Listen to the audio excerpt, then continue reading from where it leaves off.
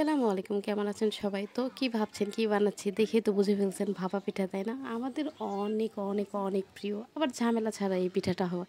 মানে কোনো ঝামেলাই করতে হয় না, কোনো ধরনের ঝামেলা নাই। জাস্ট একটু পানি দিয়ে লবণ দিয়ে আটাটা মিক্সড করে তারপরে একটু চালনে চাললেই ভাপা পিঠার জন্য তৈরি হয়ে যায়। তো ভাপা পিঠা বানানো দেখে আমার সেই ছোটোবেলার কথা মনে পড়ে গেল। ছোটোবেলায় খুব করে ভাপা পিঠা খেতাম, দাদি বানাতো, আম্মু বানাইতো, খুবই খুবই ভালো লাগতো। বিশেষ করে দাদির হাতে যে বড় বড় ভাপা পিঠাগুলো ছিল, অনেক বড় বড় করে ভাপা পিঠা বানাইতো। আমরা 4 ভাই বোন মিলে একটা পিঠা খেতে পারতাম না, একটারও একটুখানি থেকে যেত। কেননা এত বড় বড় পিঠা খাওয়া সম্ভব না। আমার আব্বু নিজেও অর্ধেকের বেশি খেতে পারতো না। আমার দাদা পিঠা এত পছন্দ করতো যে সে পুরাটা খেতে পারতো, কিন্তু এত বড় ভাপা পিঠা, মানে কি বলবো, একটাই মনে হয় 1 কেজির একটু কম হবে, এত বড় বড় করে ভাপা পিঠা বানায়। আমি দাদিকে বলতাম যে তুমি এত বড় বড় করে কেন ভাপা পিঠা বানাও, ভাপা পিঠা ছোট ছোট করেই তো মজা। তো দাদি বলতো বারবার কেন ঝামেলা করবো, একটা পিঠাই বানাই, তোরা সবাই মিলে খায়, সেই জন্য আমারও ভালো লাগে। 3-4টা পিঠা বানাইলে আমাদের পরিবারের সবার হয়ে যেত। আমরা অনেক মানুষ ছিলাম, প্রায় 18 তো 20 জন হবেই। মানে আমার আরও ওই ছোটোবেলার অত খেয়াল নাই। চাচারা, 2 চাচা, ফুপি ফুপা সবাই একসাথে থাকতাম, তো তো অনেক মানুষ হতো। তো যখন অনেকেই সবাই একসাথে বাসায় থাকতো, ঠিক সেই মুহূর্ততেই পিঠা বানানো হতো। শুধু ভাপা পিঠা নয়, সব ধরনের পিঠাই তখন বানানো হতো, যেহেতু আমরা সবাই গেছি। আমরা ছোটোবেলা থেকে ঢাকাতেই থাকি, ঢাকাতেই সব করি, গ্রামে খুব কম যাওয়া হতো।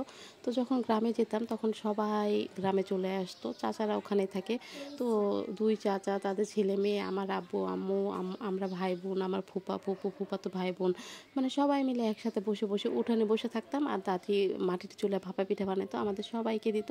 আমরা গুড় দিয়ে ভিজে ভিজে ভাপা পিঠাটা খাইতাম, এত মজা লাগে। তো এই ভাপা পিঠা দেখে আমার সেই ছোটোবেলার কথা মনে পড়ে গেল। ছোটোবেলা তো ঠিক এইভাবেই আমরা ভাপা পিঠা বানাতাম আর সবাই মিলে মিলে খেতাম। তো আমার শাশুড়ি কালকে বলতেছে, আচ্ছা আসো, চলো আজকে ভাপা পিঠা বানাই। আমি বলছি ভাপা পিঠা তাহলে তো খুব মজা হবে। তো সবাই মিলে আমরা ভাপা পিঠা খেলাম। আমার খালো শ্বশুর, খালা শাশুড়ি সবাই ছিল সাথে, ওর ছেলে মেয়ে, তারপর আমার দুলা ভাই, আপা, সবাই একসাথে ছিলাম। তো মজা করে কালকে আমরা ভাপা পিঠা খাইলাম। এদিকে আমার ছেলে আবার বলতেছে, আম্মু আমি তো পুরো একটা ভাপা পিঠা খেতে পারবো না। বলছে তোমাকে তো একটা ভাপা পিঠা খেতে হবে না, তুমি অল্প একটু খাবে, আম্মু অল্প একটু খাবো, ঠিক আছে? আমার ছেলে বলতেছে, না না না, ঠিক নেই, তুমি ছোট ছোট করে আমার জন্য বানাবে, ঠিক আছে ঠিক আছে। আমি বলছি ঠিক আছে, তোমার জন্য ছোট ছোট করেই বানাবো, কিন্তু তোমার জন্য ছোট ছোট করে বানাতে গেলে দেখা যাবে যে ভাপা পিঠা যেইখানে দিই সেটা নিচে চলে যাবে। তো ছোটো করে তো ভাপা পিঠা বানানো যাবে না, একটু বড় করে ভাপা পিঠা বানাই। বলে না না, আমার জন্য ছোট করে ভাপা পিঠা বানাও, বেশি করে গুড় নারকেল দিয়ে। তো আমি বললাম ঠিক আছে, তোমার জন্য ছোট করে ভাপা পিঠা বানাবো, কিন্তু পুরোটা তোমাকে খেতে হবে। বলে ঠিক আছে, আমি পুরাটাই খেয়ে নেবো, তুমি আমার জন্য শুধু বানাও। তারপর যেভাবে সেই কাজে আমি তার জন্য একটা ছোট্ট করে ভাপা পিঠা বানাবো। সে সেটা মজা করে খেয়েছে, সে মজা করে খাচ্ছে আর বলছে, আম্মু অনেক মজা, অনেক টেস্টি, ঠিক আছে না? আমি বলছি হ্যাঁ হ্যাঁ ঠিক আছে, তুমি তো মজা করে খাচ্ছ, অনেক ভালো। তো সব ভাবি তোমার জন্য রেখো।